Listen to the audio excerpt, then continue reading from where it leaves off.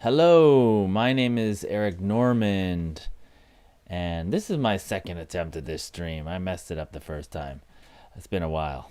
Today I'm talking about Clojure 1.12, which was released at the beginning of the month on the 5th of September of 2024. Today is the 27th of September.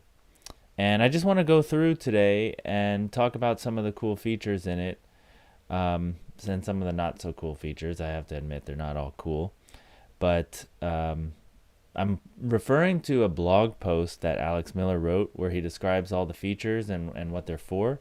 And after I go through the first section, I'm going to jump into some code so we can see what the features look like.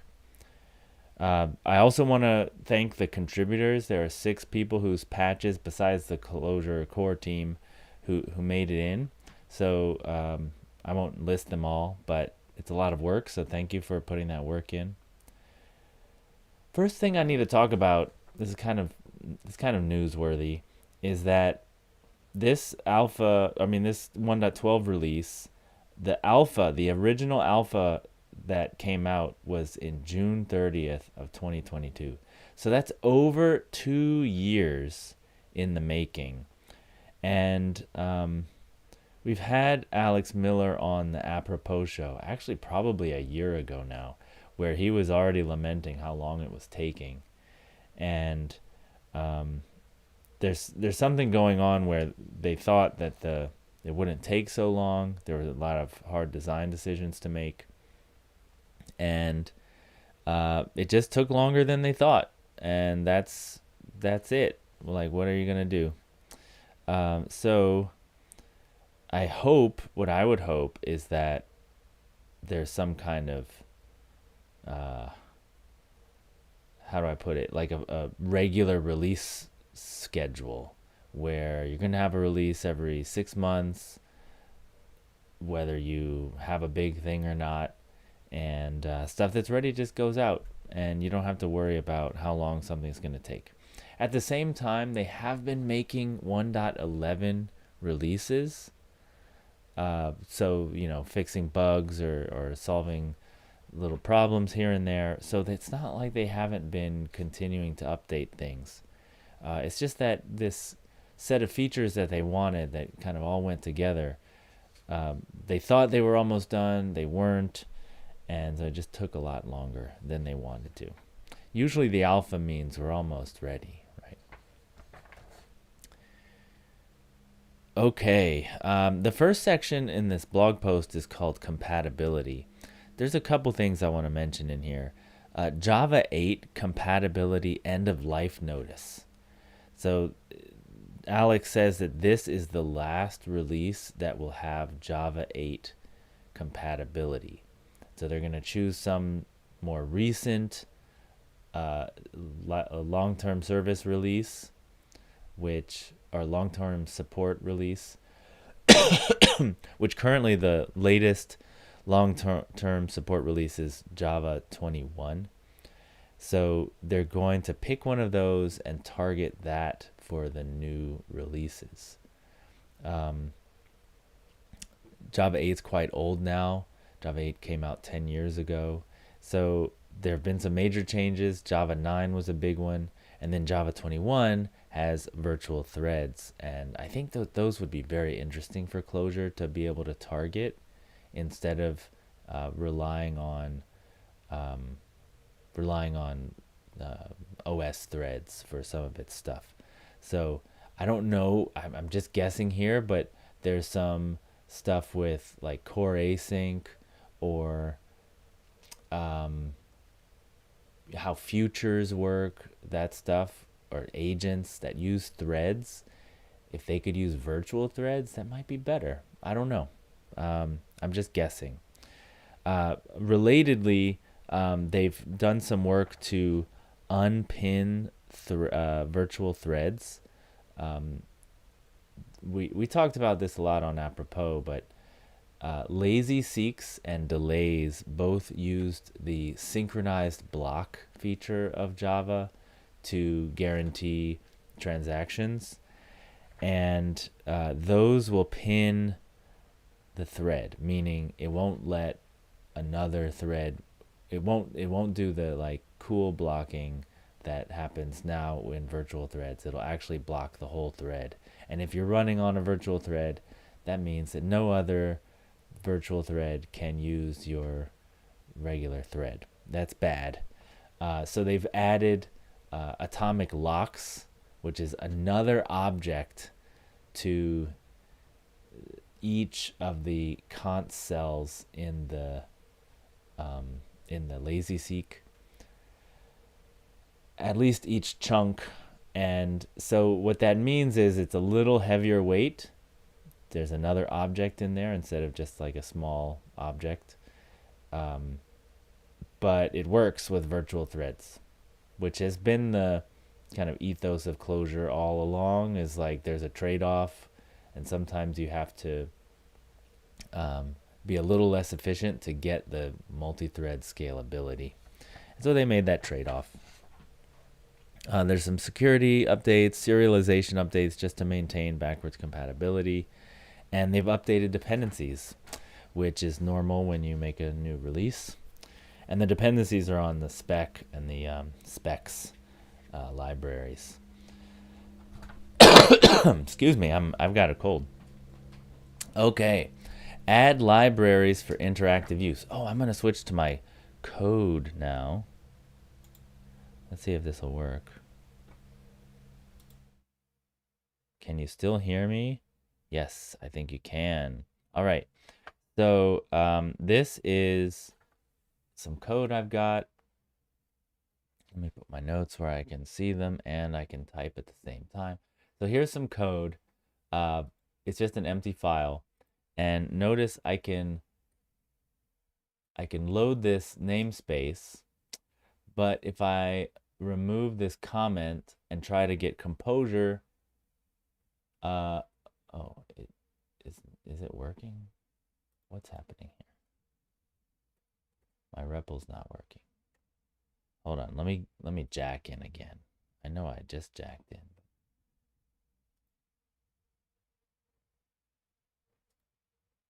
See, Depths Eden, if we look at it, just has Clojure 1.12. Okay, so that's important. If you're updating, you got to go in and add it in your Depths Eden to make sure that's the one that's being used. Okay, let's go back here. And if I try, yes, okay, that's what I wanted. So there's an error because in my Depths Eden, as you see, I don't have any other dependencies. This is commented out. I don't have ring core in there. So add lib lets you add libraries dynamically without restarting your REPL. Up until now, you've had to add the thing to your Depths Eden and then restart your whole REPL, which means you lose state. It takes time. Oh, excuse me. All right, so how do we do this? So it comes for free in the user namespace. It's already included in there, which is where you're supposed to do stuff like adding libraries and stuff. So there's a thing called add lib, and you can actually just add the library like this. So I need to add Composure because if you notice, that's what I'm trying to load here. Trying to add as a dependency. And it's going to take some time because it's going to look up the newest version of Composure and then download all of its dependencies and somehow magically get them into the JVM. And now when I run this code here, it works. There's no error. I just get nil. Now, normally you don't want to do that because if I do restart this REPL or I load this on production, it's not going to work because it's not in my Depths Eden, right? So what you need to do is say I want to add ring core, which so far the ring core has this like middleware params thing. Oh, it got added, didn't it? Oh, it did. Yeah, look, ring core got added. Well, it's a bad example, but I'm just going to continue anyway like it worked, like it's going to work. So I can add it to my Depths Eden, right? I got to go back to my user. namespace. And there's, oh, I've forgotten what the function is called. I gotta look it up just a second.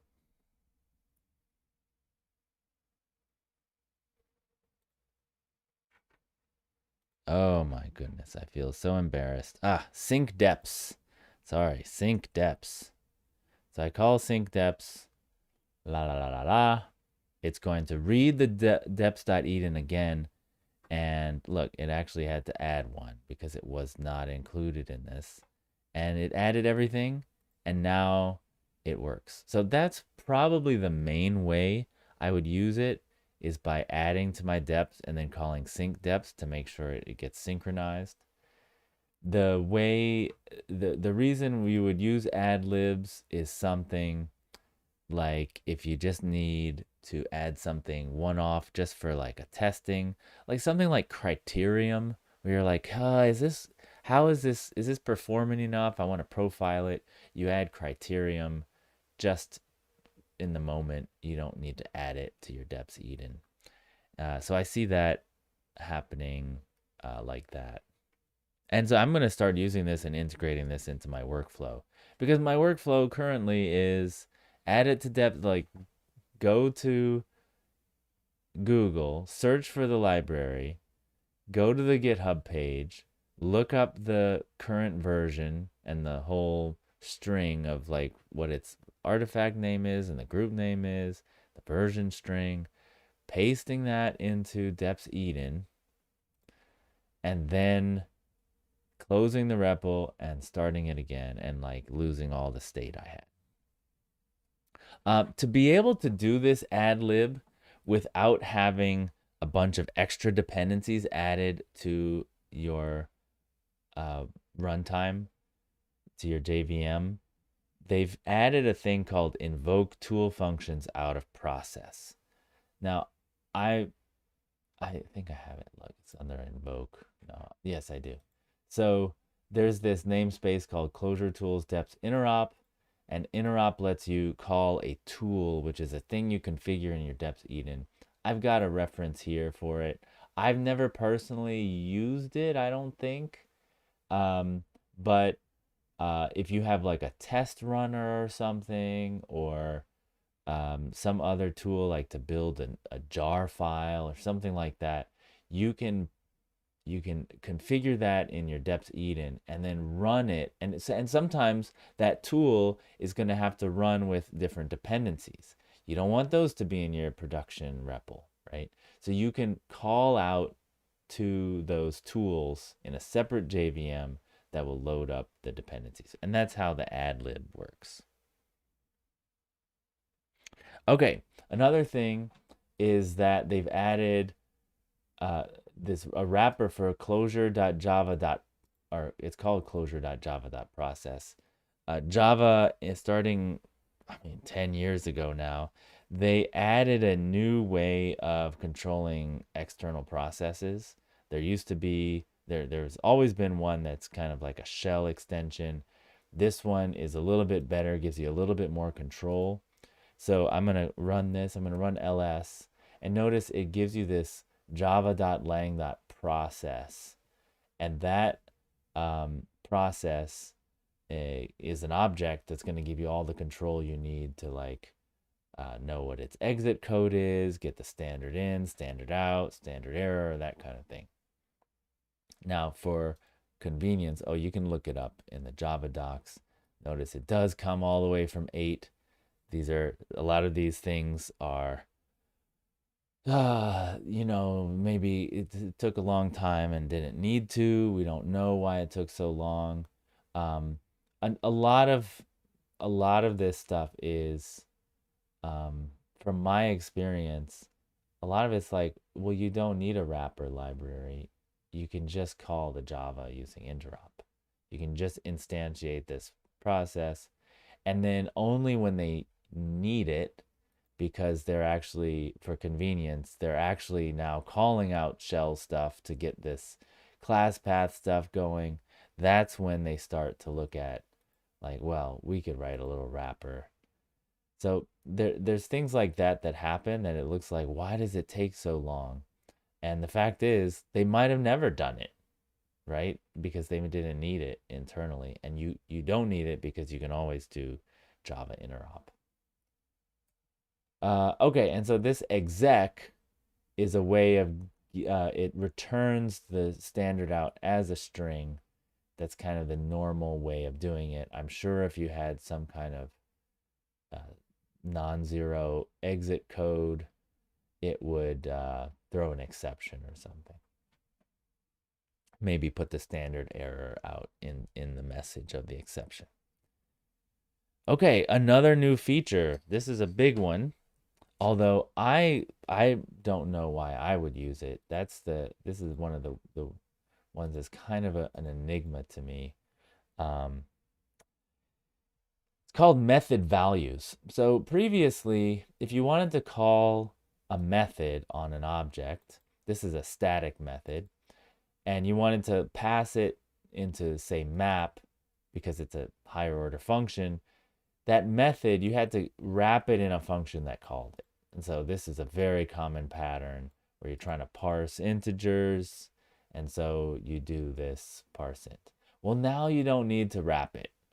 You can just pass this is called a method value now. And so there's this new syntax for referring to the class and the method. And this is the one that you use for static methods. See, this still works now. So to me, like, I'm not sure why this is better. No, okay, it's obviously better. You save some characters. Um, it's it's a little cleaner. It's probably a little bit more efficient. But also, was it worth all the time? All the time spent on it? I'm not sure. This still works. It's going to work into the future. Now we have this new way of doing it. Uh, I mean, history will decide whether I know people who are excited about this and waiting for it for a long time. I never felt the need for it. So I'm just a little, I don't know, confused about why I would be excited about this. These don't look that different. If you have an instance method, um, before you would have to do this where you're calling .toString. That's your instance method on the object itself. So take the one and call .toString on it. And now you get to write it like this: object slash .toString. And so the dot is saying it's an instance method, because without the dot, it's going to look for the static method. Okay, so there you go. That's the new way to do it. Again, to me, it doesn't look that much better, but that's the way it is. For the final thing, for constructors, you used to have to do this. So you would create, you'd use the constructor syntax, URI dot, or there's the new syntax, etc. But you'd have to wrap it in a function. And now you have this syntax, URI slash new. So the slash new is like a the special symbol that is considered different from the other ways you would write it, besides new. And that should work too. There you go. So these are now kind of equivalent. These are different types, but under the hood, Clojure is wrapping this thing up in a thing that will work, I believe. Um, there was a lot of discussion, design discussion about how to represent these things. This is what they wound up with. And, I think it's not bad for what they found. It looks pretty convenient, actually. Okay, this one I have to turn on warn on reflection to see the difference.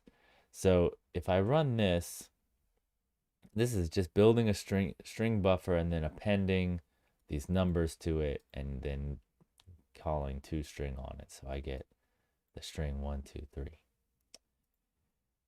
But if I do it with the string buffer dot append, and then I call that as a function, right? So I'm using this instance method syntax and then calling it as a function. Now Clojure has to add some extra code in the compiler to dispatch because append has um, a lot of different overrides for different types. And so we're working on longs, and there's an override for that, but Clojure doesn't know until runtime what it is. So the thing we can do is to add this thing called a param tag, metadata, and it's going to tell it what type to expect. So the string buffer is going to take string buff. Oh, wait, we don't have to do that. We're just going to say long like that, right? Oh, it still has reflection warning. How did I get it wrong?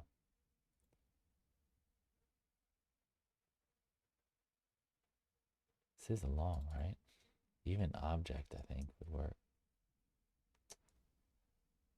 Call to method, append on Java lang string buffer can't be resolved. Argument types unknown, unknown, unknown. Right. I think we need to put string buffer in here. Is that right? Nope, didn't work.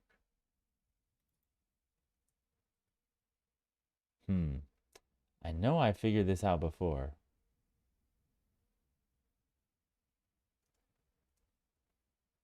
Nope.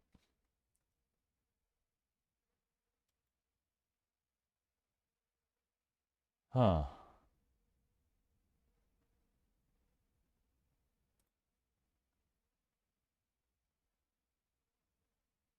Well, now I'm confused about what I was doing because I did run this and I just forgot what I did. Okay, I'm just gonna move on. I know that there is a way to use this thing. So the idea behind this is that there's there's all these overrides of append, which we can maybe look for. Just a second. Let's see. Oh, can't bring it up here. Right. All right. Y'all can still see me, right? Everything's good? Yeah. I'll make this one full screen too. So, um, Clojure, string, append, oh, string buffer, not Clojure, Java. Strama, string buffer, append. Where's my, oh, Java docs. Here we go. All right, let's see, append. Yeah, so you can see all of these different overrides for it, and we need to select one because otherwise it's going to do some kind of reflection, and it's probably just on the object. That's what we want. I thought it would give us a warning like can't find that. There's no long one. Now I'm just confused. I don't know why.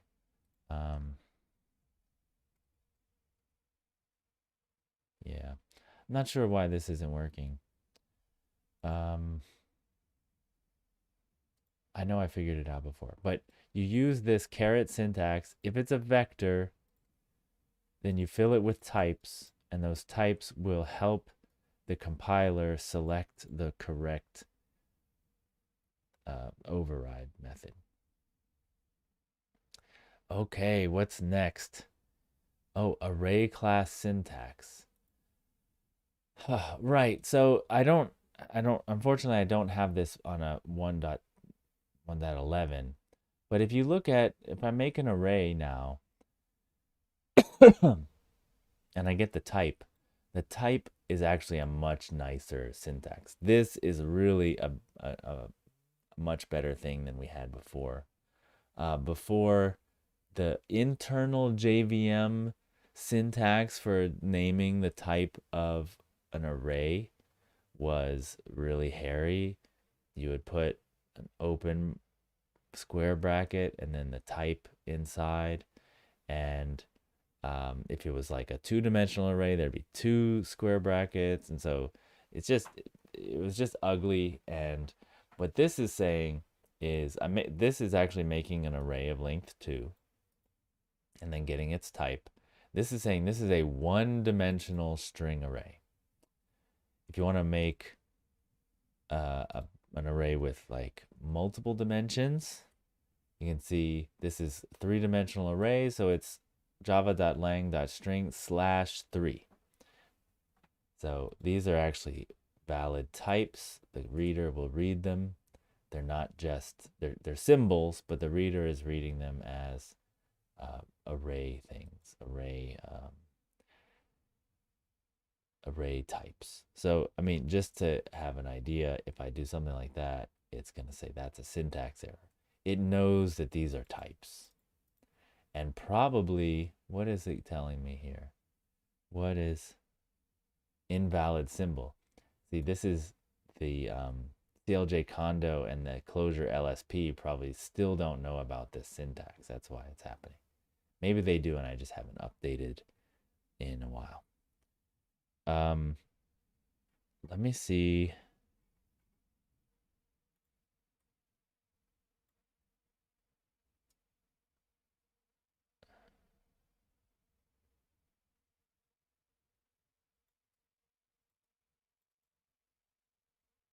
I'm going to go back to this methods thing and see if I can't make this work.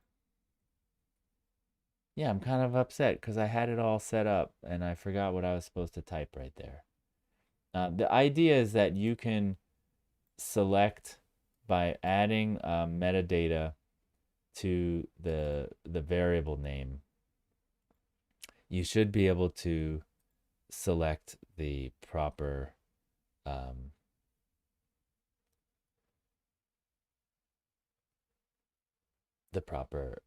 override, but I don't see how to do it. I don't see it's not working.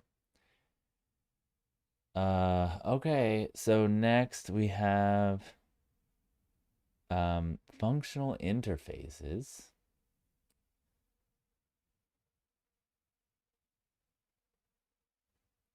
So do I have a functional interface thing? I don't know if I have one. So now, maybe I do.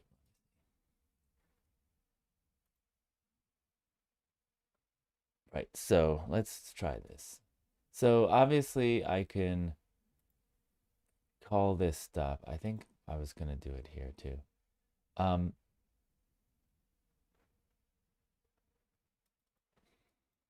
See, I don't know why this is working right. There's a lot of reflection warnings, but there's probably reflection because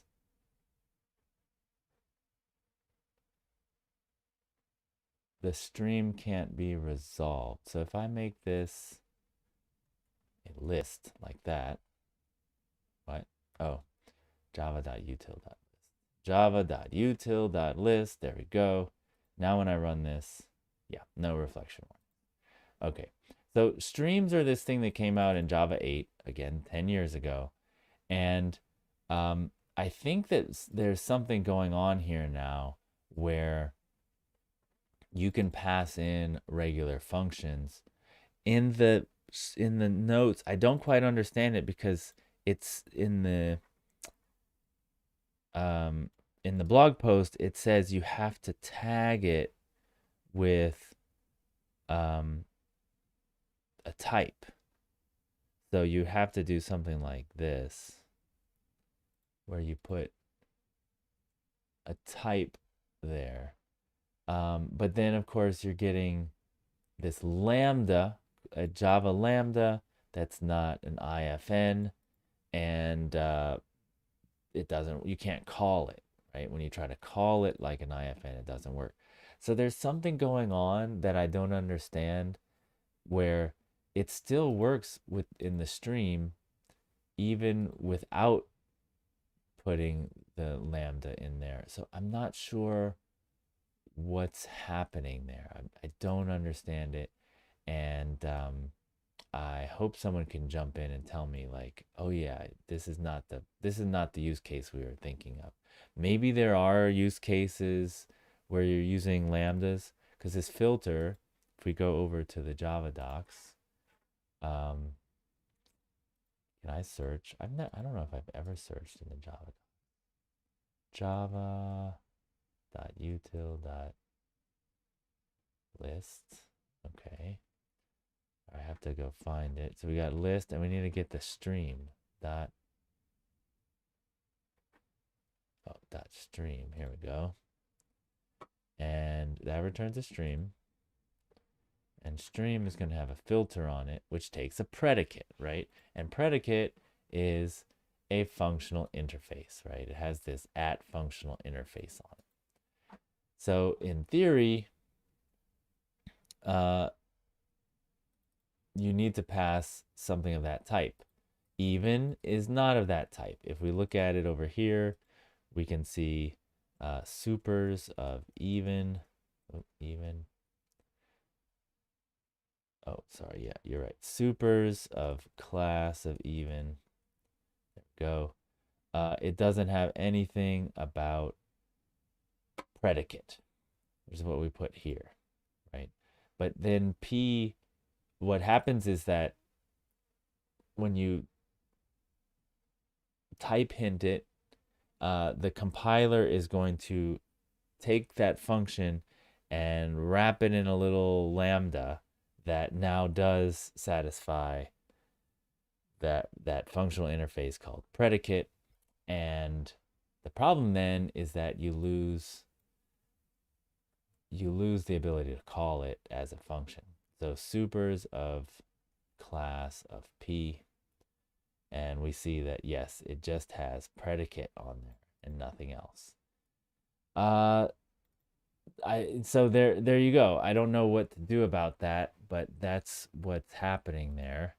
And then I don't understand why I didn't need it down here. I could call it with even. Was it happening automatically? Was Clojure able to determine that there's only one method called filter, there's no overrides, and it could do a type hint?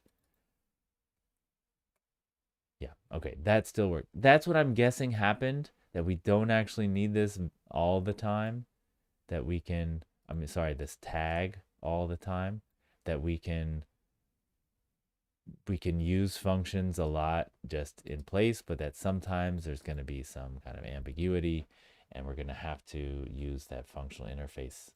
We're going to have to use type hinting to make it coerce it into a lambda. Well, I don't know. I'd love for someone to reach out and let me know. Okay, moving along. Streams also, again, came out 10 years ago, but now we've got some functions that can operate on them.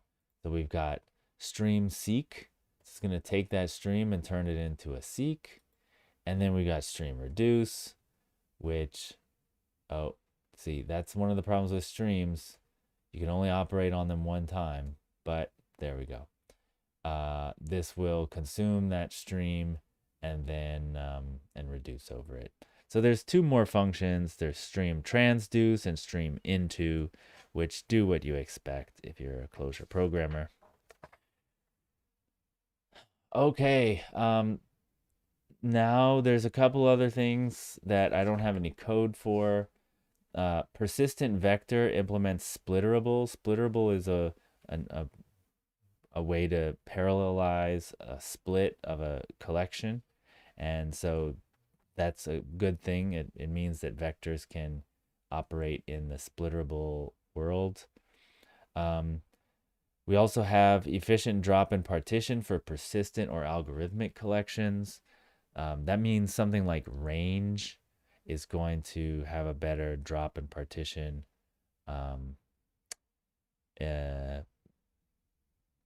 Probably doesn't have to run through it twice.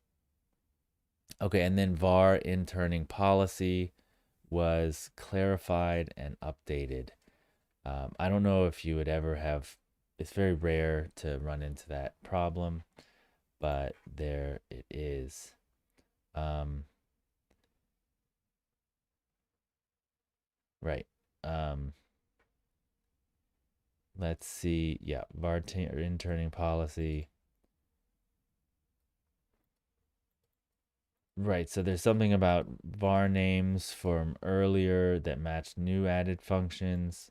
So like ABS, absolute value, was added, and now that is a lot of people had defined their own ABS function in their namespaces, and so there was a clash, and so like they've made this work better.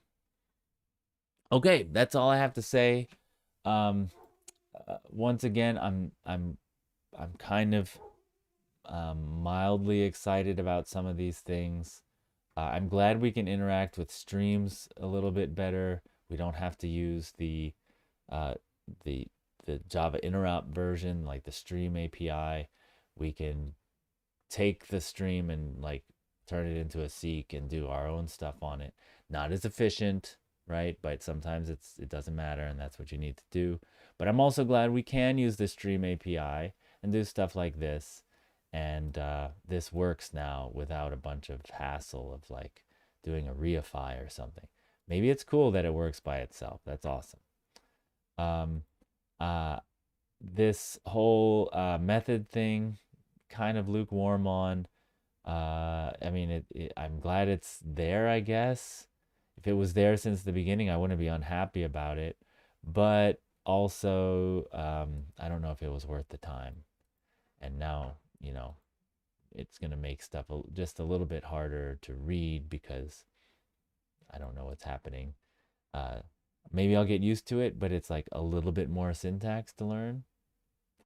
Um, Processes, yeah, it's good to wrap that. That's great. Um, I'm happy. I'm really happy about ad lib because uh, I don't like having to restart my REPL, and this will be really nice. I'm looking forward to some kind of integration with editors, with the IDEs. Like Calva might be able to say, like, oh, this function or this namespace is defined in this library. Would you like me to add it and add it to the REPL, and I'll get the new version of the dependency and add it to the deps eden for you. Like that seems really cool. Um, but we're not there yet, but it's possible now.